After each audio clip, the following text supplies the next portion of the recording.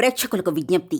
ఈ కార్యక్రమంలోని ప్రతి అంశం విషయ పరిజ్ఞానం కోసమే, ఎవరిని ఉద్దేశించినవి కావు. ఇందులో సూచనలు, సలహాలు కేవలం పాల్గొన్న వారి వ్యక్తిగత అభిప్రాయాలు మాత్రమే. ప్రేక్షకులు విజ్ఞతతో గ్రహించి వారి సూచనలు పాటించడమా లేదా అన్నది మీ వ్యక్తిగత నిర్ణయం. ఇందులో ఏ విధమైనటువంటి వ్యక్తిగత ఫలితాలకు గాని, వ్యక్తిగత లావాదేవీలకు గాని ఛానల్ యాజమాన్యానికి, సిబ్బందికి ఏ విధమైన సంబంధము, బాధ్యత లేదు. ప్రేక్షకులు గమనించగలరు. ధన్యవాదములు. నమస్కారం శ్రీ ఆచార్య కృష్ణ స్వామి గారు. ఈ సబ్జెక్ట్కి సంబంధించి నేను అంటే ట్రావెల్ అయ్యేటప్పుడు చాలా చూసాం. అంటే పాత సబ్జెక్ట్ను మళ్ళీ నెమరేసుకున్నాము, కొత్త ఇంకా ఇంకా ఇంకా ఇంకా చెప్తూ వస్తున్నారు.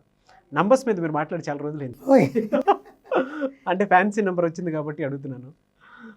ఈ మనీకి సంబంధించినటువంటి కాన్సెప్ట్ మనం వెళ్ళేటప్పుడు ఇందులో నంబర్స్కి సంబంధించి ఎలా చెప్తారు? ఇప్పుడు మళ్ళీ న్యూమరాలజీ చెప్పాలి ఇప్పటికి. మళ్ళీ అటువైపు కొద్దిగా ప్రయాణం చేద్దామంటారా?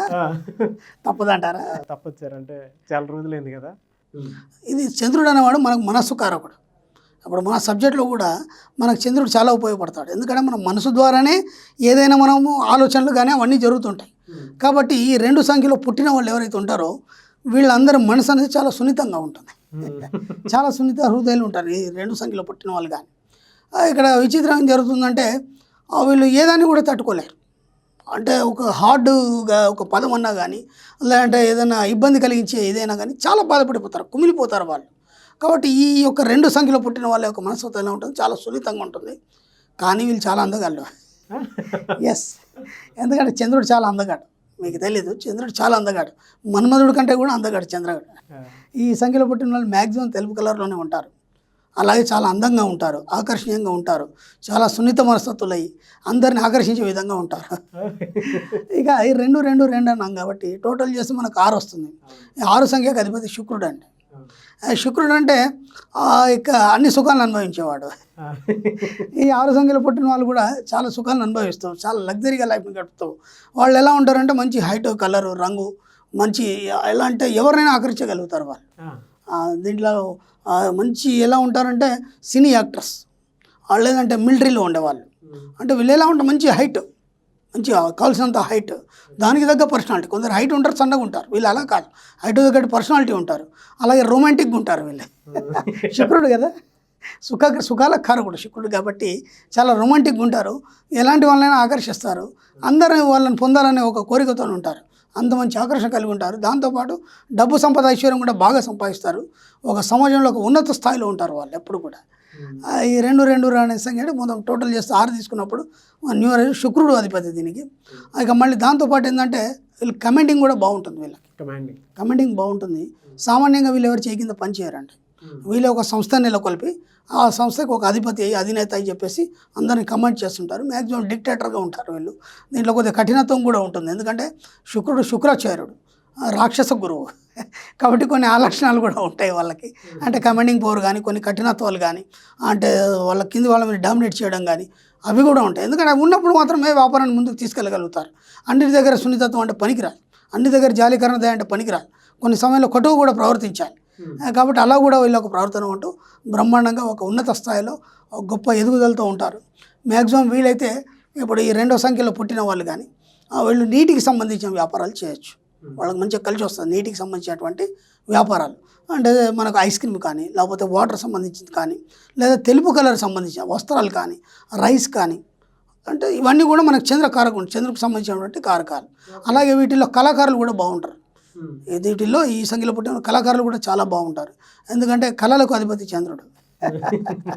ఒక విగ్రహానికి మనం షోడశ కళల్ని మనం ఆపాదిస్తాం, అప్పుడే దాంట్లో ఎనర్జీ వస్తుంది. కాబట్టి చంద్రుడు కూడా షోడశ కళలు ఉంటాయి. మనకి అమావాస్య పూర్ణం మధ్యలో అది 16 రోజులు అట్లా ఉంటుంది, 14 15 రోజులు షోడశ కళలతో రూపొందుంటాడు. కాబట్టి మీరు ఏదైనా సరే ఎంత వీలైతే 2 సంఖ్యలో పుట్టిన వాళ్ళు మ్యాక్సిమం మూన్ స్టోన్ అనేది ధరించండి. మూన్ స్టోన్ అనేది ఒకటి ఉంటుంది. ముత్యం ధరించవచ్చు, ముత్యం దొరకకపోతే మూన్ స్టోన్ దొరకకపోతే ముత్యం ధరించండి, లేదంటే మాత్రం మూన్ స్టోన్ ధరించే ప్రయత్నం చేయండి. వాటర్ లాగా ఉంటుంది అది స్టోన్, అది ధరించండి. అలాగే 2 2 2 6 సంఖ్య వాళ్ళు మాత్రం శుక్రుడు అధిపతి కాబట్టి వజ్రాన్ని ధరించే ప్రయత్నం చేయండి. వాళ్ళు మంచి కమాండింగ్ పవర్ వస్తుంది, ఆ జీవితంలో చాలా ఎదుగుతారు. ఓకే, ఈ మనీకి సంబంధించిన కాన్సెప్ట్లు ఏ విధంగా తీసుకోవచ్చు అంటారు? అంటే మనీకి సంబంధించిన కాన్సెప్ట్ ఏం లేదు. ఇక్కడ విచిత్రం ఏంటంటే మనం న్యూమరాలజీ గురించి మాట్లాడుకుంటాం. అవును, న్యూమరాలజీ గురించి మాట్లాడదాం. ఇంకా మళ్ళీ దీనికి మనీ ఏంటి? అప్పుడు మనం వీళ్ళు ఈ వ్యాపారాలు చేస్తే మనం వచ్చినట్టే కదా. నేను చెప్పిన వ్యాపారాలు చేస్తే మనీ వచ్చినట్టే, ఇంకంతకంటే ఏం లేదు. దాని మంచి వృద్ధిలోకి వస్తారు. అలాగే వాళ్ళు బోర్ పాయింట్స్ మిషన్స్ కానీ బోర్వెల్స్ మిషన్స్ కానీ అంటే వాటర్ సంబంధించే ఏదైనా వాటర్ సంబంధించి కానీ లేకపోతే తెలుపు కర్ర సంబంధించి మాత్రమే చేయండి. వాళ్ళు మంచిగా కలిసి వస్తుంది వాళ్ళకి. వీలైతే మూన్ స్టోన్ పెట్టుకొని చేయండి. అప్పుడు మూన్ స్టోన్ పెట్టుకొని చేయండి. అప్పుడు చంద్రశిల అంటాం దాని తెలుగులో, చంద్రశిల అది పెట్టుకుంటే మంచిగా కలిసి వస్తుంది అందరికీ. వీళ్ళకేమో 6 సంఖ్య వాళ్ళకేమో వజ్రాన్ని పెట్టుకోండి, బ్రహ్మాండం కలిసి వస్తుంది. ఓకే, అంటే ఆ నంబర్స్లో అంత పవర్ ఉంటుందా? నేను గతంలో చెప్పాను కదండి, ఏ నెంబర్ వాళ్ళు ఏ ఒక్క గ్రహానికి అధిపతి, ఆ గ్రహానికి సంబంధించిన పనులు చేయడం వల్ల వాళ్ళకి అనుకూలం అవుతుందని శాస్త్రం చెప్తుంది. నేను కాదు, నాకు తెలిసిన మిడిమిడి జ్ఞానంతో నాకు తెలిసింది చెప్తున్నాను కానీ నా సొంతం ఏది కాదండి. ఇక్కడ నేను ఆల్రెడీ తంత్రాలు కానీ ఇవన్నీ చెప్పడం ఆపేశాను. ఈ జ్యోతిషంలో కూడా నేను ఎక్కువ డెప్త్గా పోలేదు. పైపైన నేను దాన్ని ఒక ఇదిగా చెప్పాను తప్ప న్యూమరాలజీ కానీ ఈ సంఖ్య వాళ్ళు ఇలా ఉంటారని చెప్పాను కానీ ఇలాగే ఉండాలి, ఇలా చేయాలి, ఇలా అవుతుందని నేను ఎక్కడ చెప్పలేదు. మీరు ఎప్పుడు అడిగారు, అది సీరియల్ కాదు, అట్లా వచ్చింది. అవునవును, ఎపిసోడ్ అలా వచ్చింది, ఫ్యాన్సీ నెంబర్ అడిగారు కాబట్టి అది చెప్తున్నాను తప్ప ఇక మన సబ్జెక్ట్ వేరే, అది వేరే. మళ్ళీ దాంట్లో పోతే దాని మీద మన వీడియోలు చాలా చేద్దాం, జ్యోతిషం మీద కానీ తంత్రం మీద కానీ తర్వాత చేద్దాం. ముందు ఈ సబ్జెక్ట్ని మనం ముందుకు తీసుకెళ్దాం. దీంతో చాలా ఈజీగా ఉంది, దీంతో చాలామంది బాగుపడ్డారు. దీన్ని తీసుకెళ్తూ మళ్ళీ దాన్ని కూడా మనం, ఎందుకంటే మన సంస్కృతి సాంప్రదాయాల గురించి మనం ఎంతవరకు మనం ఇవన్నీ మనకు సత్యం అనే దాని మీద కూడా మనం ఎన్నో మనం విషయాలు చెప్పుకుందాం. మనం ఎందుకంటే నేను ఎన్నోసార్లు చెప్పాను, ఏది చేసినా సరే మన సంస్కృతి సాంప్రదాయాలు మర్చిపోవు. మన శాస్త్రాలు ఏవైతున్నాయో, పురాణాలు ఏవైతున్నాయో వాటిని మనం బేస్ చేసుకొని నడిచినప్పుడే సమతుల్యంగా మన జీవితం సాగుతుంది. లేకపోతే డిస్టర్బెన్స్ అయిపోతాం అని చెప్పాను. తర్వాత మళ్ళీ వాటి మీద కూడా చేద్దాం మధ్యలో. జ్యోతిషం కావచ్చు, తంత్రం కావచ్చు, వీటన్నిటి మీద కూడా మళ్ళీ చేద్దాం మధ్యలో. ఓకే, సో ఎలా సార్, అంటే వీళ్ళకి సంబంధించిందే ఇంకా ఎటువంటి బిజినెసెస్ ఎక్కువ కలిసి వచ్చే అవకాశాలు ఉన్నాయంటారు? అంటే మీరు చెప్పినవి కాకుండా చంద్రుడికి సంబంధించి మొత్తం లిక్విడ్కి సంబంధించి కలిసి వచ్చే అవకాశాలు ఉన్నాయన్నారు, అంటే రైస్కి సంబంధించింది అన్నారు. తెలుపు కలర్ సంబంధించినవి చేయాలి వాళ్ళంతే, ఇంకా వేరే చేస్తే మళ్ళీ ఫెయిల్ అయిపోవడం జరుగుతుంది. అలాగే వేరే చేసిన వాళ్ళు సక్సెస్ కాలేదంటే కేవలం మనం దీని ఒకదాన్ని బేస్ చేసుకోవద్దు. అంటే గ్రహస్థితిలో గ్రహ కుండల్లో ఏ గ్రహం ఎక్కడుంది, అతని ఉచ్చంలో ఉందా నీచంలో ఉందా, ఇదంతా చాలా పరిశోధన ఉంటుంది. అలాగే మనకి ఏ స్థానం అంటే 11వ స్థానం ఏదైతుందో అలాంటి స్థానాలు ధనస్థానం అనమంటారు దాన్ని. అంటే లాభస్థానం, అంటే రావడం, అంటే రాబడి ఎలా వస్తుంది, అక్కడ ఏ గ్రహం ఉంది, దాన్ని బట్టి మళ్ళీ అది వేరే చెప్పాల్సి ఉంటుంది. మనం ఈ న్యూమరాలజీ మీద, ఈ సంఖ్యల మీద ఏం చేయాలని చెప్పినాం. కానీ వాళ్ళ జాతక కుండలు పరిశీలించినప్పుడు ఏ గ్రహం ఎక్కడుంది, లాభస్థానం లేదుంది, ధనస్థానం లేదుంది, అక్కడ ఎందుకు మైనస్ అయింది, ఇవన్నీ మళ్ళీ క్యాలిక్యులేషన్ వేరే ఉంటాయి. ఇది ఓరల్గా మాత్రం చెప్పడం, మీరు అడిగారు కాబట్టి చెప్పడం అంతే. అని మనకి ఇది చాలా రకాలు ఉంటుంది. ఇప్పుడు న్యూమరాలజీ ఉంటుంది, పేర్ల మీదకి వెళ్ళి అక్షరాల మీదకి వెళ్ళి చెప్పేది. న్యూమరాలజీ ఉంటుంది, నెంబర్ల మీదకి వెళ్ళి చెప్పేది. అలాగే అంగ సాముద్రికం ఉంటుంది, అనాటమీ, అంటే బాడీని బట్టి కొన్ని చెప్పేటివి ఉంటాయి. బాడీ అనాటమీని బట్టి చెప్పేటి కొన్ని ఉంటాయి. ఇలా మళ్ళీ హస్త సాముద్రికం అట్లా ఉంటుంది. జ్యోతి 5 రకాలు ఉంటుంది. ఇవన్నీ పరిశీలించాలంటే చాలా డెప్త్కి వెళ్ళాలి. కేవలం మనం న్యూమరాలజీ గురించి మాట్లాడుకున్నాం, దాని గురించి నెంబర్ల గురించి చెప్పడం జరిగింది అంతే. ఒకటి గొప్ప శాస్త్రం అండి. ప్రతి దాంట్లో అందరూ అన్నీ సాధించిన వాళ్ళు ఉన్నారు. కాకపోతే అది కొద్దిగా హార్డ్, మన సబ్జెక్ట్ ఈజీ కాబట్టి మనం ఇవి చెప్పుకుంటూ పోతున్నాం అంతే. డబ్బు, సంపద, ఐశ్వర్యం వీటికి సంబంధించినటువంటి విషయాల్లోనే ఈ ఎపిసోడ్లో మీరు అంటే ఈ నెంబర్స్లోనే ఏ విధంగా కలిసి వచ్చింది అనేది బాగా చెప్పారు సార్. అక్కడ వరకు ఓకే. గోల్డ్కి ఈ 6కి ఏమైనా సంబంధం ఏమైనా ఉంటుందా? వజ్రం అంటే దాన్ని మించింది ఇంకేముంటుంది. గోల్డ్ కంటే పైనే ఉంటుంది. అది గోల్డ్ కంటే పై చేయ కదా వజ్రం అన్నప్పుడు. ఇంకా గోల్డ్ అయితే అది లెక్కనే లేదు, వాళ్ళకి బ్రహ్మాండంగా సంపాదిస్తారు, గోల్డ్ బాగా సంపాదిస్తారు. వజ్రాన్ని పెట్టుకోండి, వజ్రం బాగా కలిసి వస్తుంది, వాళ్ళకి కమాండింగ్ వస్తుంది, అలాగే పవర్ వస్తుంది, అలాగే మీరు ఏదంటే అది ఎటుబడి ఇనే ఒక శక్తి వస్తుంది, మీ మాట ఎక్కడ పోయినా సాగుతుంది, మీరు ఒక ఉన్నత స్థాయిలో ఉంటారు. అది చెప్పబడింది న్యూమరాలజీ, అది నేను చెప్తున్నాను అంతే. అదే నిజమని కాదని చెప్పాను కదా, మళ్ళీ ఆయన జాతకాన్ని పరీక్షించా అని చెప్పాను. ఇది ఓరల్గా ఈ సబ్జెక్ట్లో ఇంత మటుకు చెప్పగలుగుతాం మనం, అంతకంటే చెప్పలేము మనం.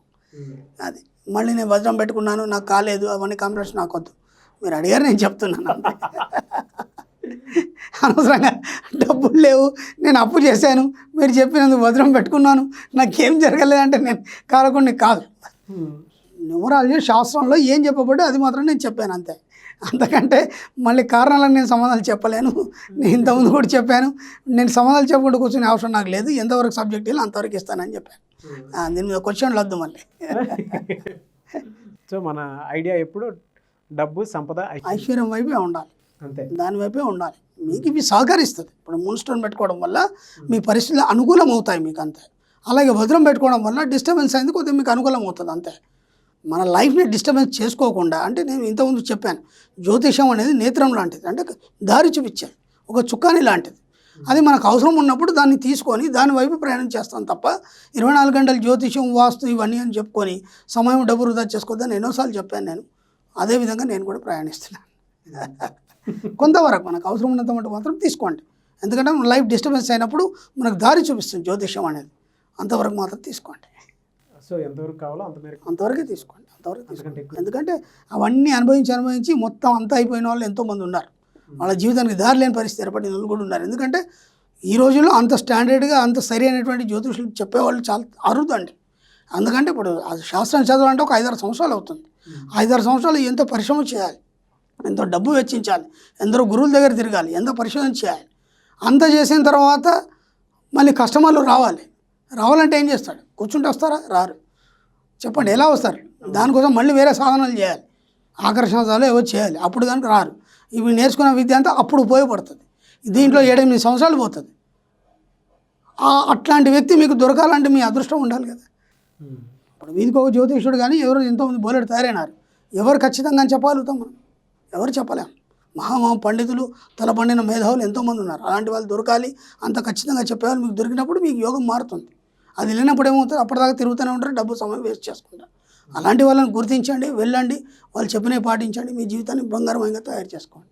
అంతవరకు okay. Very good. Thank you so much Shri Acharya Anantakrishna Swami garu. Thank you అండి.